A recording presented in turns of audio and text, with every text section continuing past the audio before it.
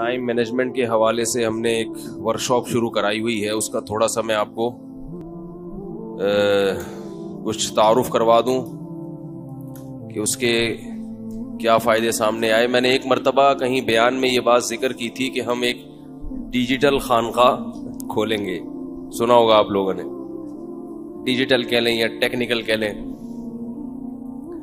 ہوگی وہ خانقاہ مگر ہوگی ذرا ٹیکنیکل قسم کی. تو اس کا پہلا تجربہ الحمدللہ کامیاب ہوا ہے, اللہ کا بڑا فضل ہے. جامعۃ الرشید میں ہم نے 3 دن کی ورکشاپ کروائی ہے. 3 دن کی نہیں, تقریباً 2.25 یا 2.5 دن کی.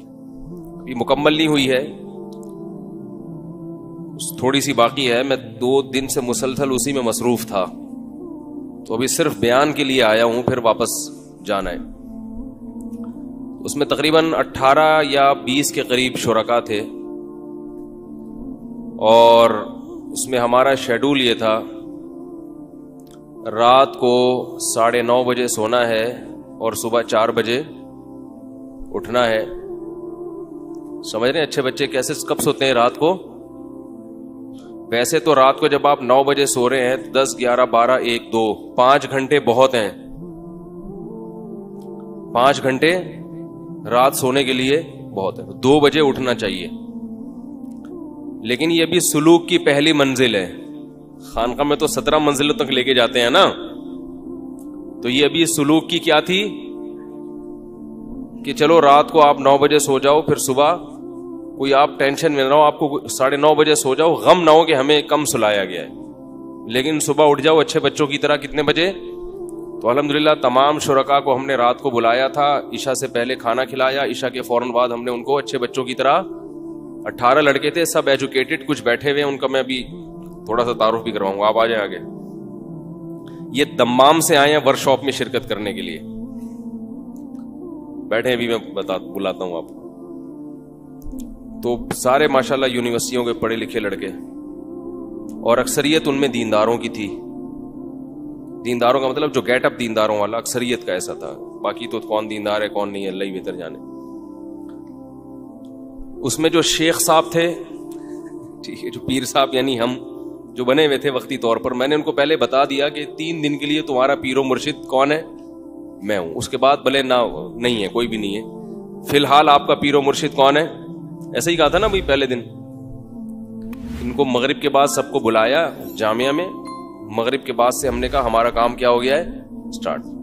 اب 3-2.5 دن یا 2.25 دن جو بھی بنتے ہیں, اس میں آپ کے پیر و مرشد کون ہے؟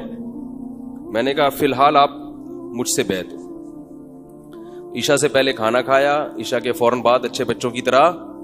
رات کو جلدی سونا صحت کے لیے انتہائی مفید بھی ہے اور انتہائی ضروری بھی ہے. اگر آپ رات کو دیر سے سونے کے عادی ہیں تو آپ پہ شوگر کا حملہ بہت جلدی کسی بھی وقت ہو سکتا ہے, چاہے آپ ساری زندگی کے لیے چینی چھوڑ دیں. شوگر کی بیماری کا بہت بڑا دخل کس سے ہے؟ یہ تو جسمانی نقصان ہوتا ہے. روحانی نقصان کیا ہوتا ہے کہ آپ کے دن کے کاموں کی ساری برکت ختم ہو جاتی ہے. ہم اسی لیے کام نہیں کر پاتے کہ ہم کاموں کا آغاز لیٹ شروع کرتے ہیں, جبکہ حدیث میں آتا ہے رسول اللہ صلی اللہ علیہ وسلم نے ارشاد فرمایا بورک لامتی فی بکورہا, میری امت کی برکت صبح ارلی ان دا مارننگ رکھ دی گئی ہے. بکور کا مطلب صبح نہیں, ارلی, بالکل صبح کا ابتدائی وقت. جب مرغا جو ہے نا, مرغے کو پتا چل جاتا ہے کہ اب صبح ہو گئی ہے, تو جب بانکیں دینا شروع کر دیتا ہے نا مرغا, اس کا مطلب اب دن کا آغاز یہ فجر سے پہلے ہوتا ہے, صبح کا وقت شروع.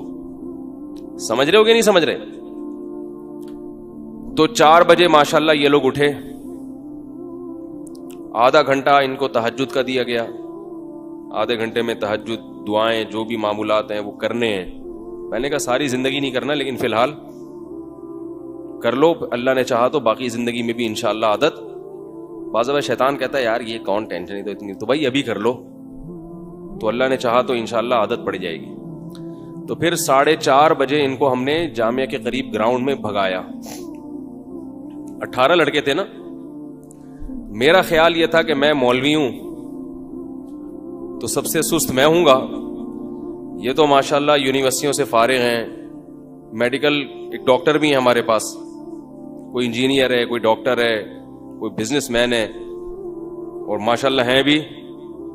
اب یہ دیکھ لیں ماشاءاللہ کیسے لال سرخ, پشاور کے ہیں یہ, دمام میں جاب کر رہے تھے, اسپیشل ورک شاپ کے لیے آئے ہیں یہ.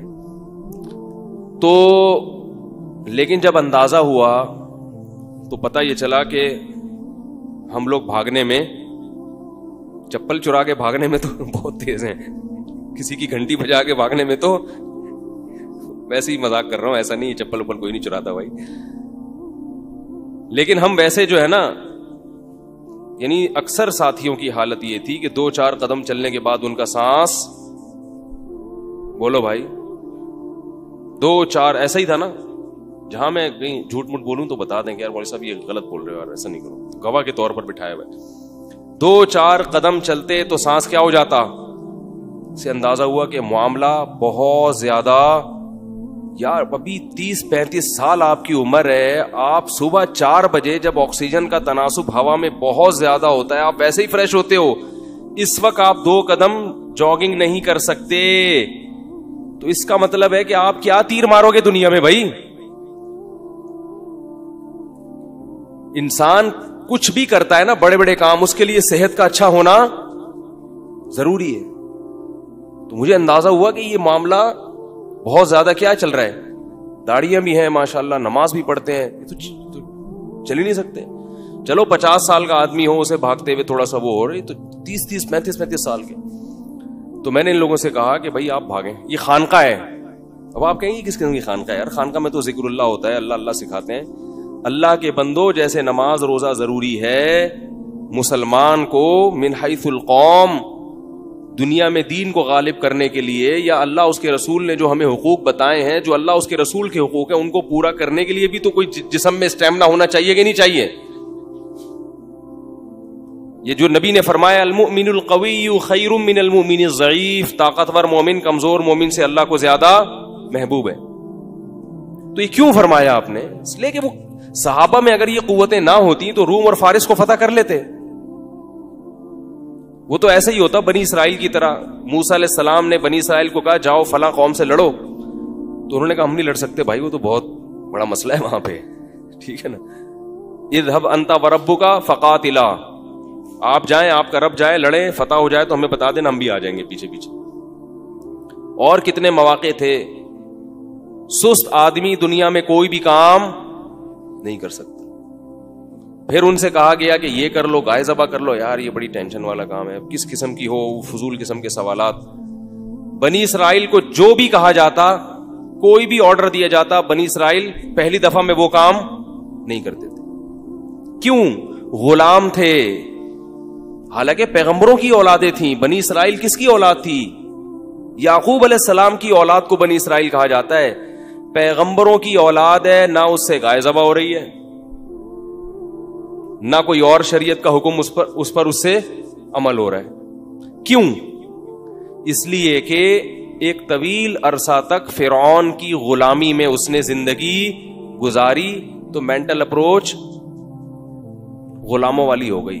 بس ہمیں بوٹ پالش کرنے پہ لگا دو, ہمیں کوئی مزدوری کا کام دے دو, کوئی تھوڑا سا یہ کر دو, وہ بس اس سے زیادہ نہیں, روٹی مل جائے, کھانا مل جائے, اور کچھ نہیں.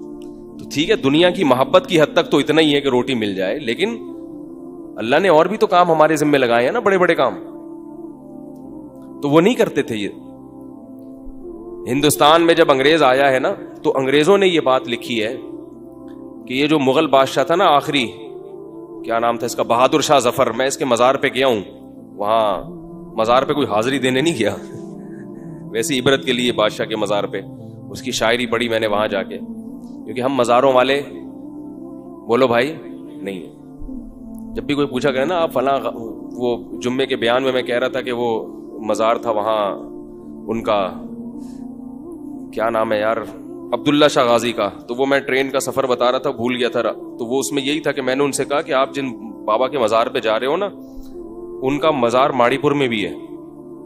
عبداللہ شاہ غازی کے 2 مزار ہیں, ایک وہاں بھی, ایک وہیں. وہ بچپن کا ہے اور یہ ان کے بڑھاپے کا ہے.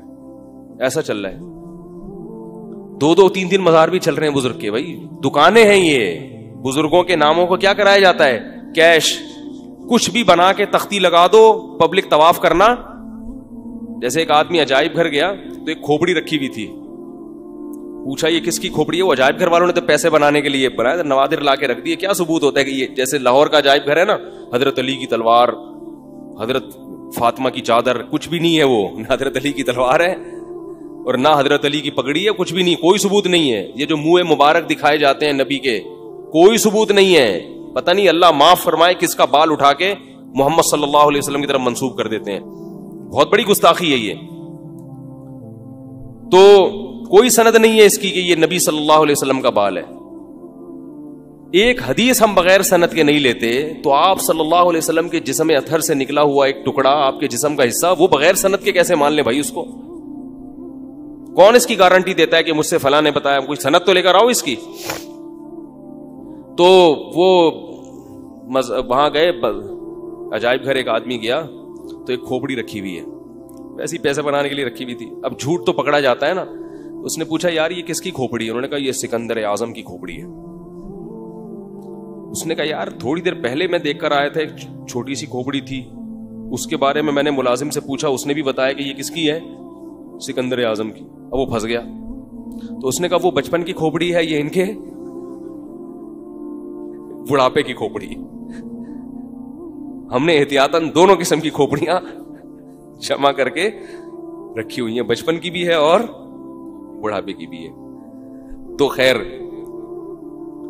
تو ان کو ہم نے جو خانقاہ میں جو مریدین تھے نا, ان کو ہم نے صبح 4 بجے بھگایا. کچھ تو بھاگے, کچھ تھوڑا کم بھاگے, کچھ تھوڑا سا بھاگے, کچھ تھوڑا سا سیکھ گئے کہ یہ بھی کوئی دنیا میں کام ہے, ایسا بھی ہمیں کرنا چاہیے. پھر آج دوبارہ بھگایا. اب ورکشاپ تو ختم ہو گئی ہے. ورکشاپ جو تھی نا مغرب میں, ہم نے سارا جو ان کا تھیوریز تھی وہ پڑھا کے ختم کر دی, پریکٹس وغیرہ کروا کے. لیکن ان کو جامعہ میں روک لیا ہے.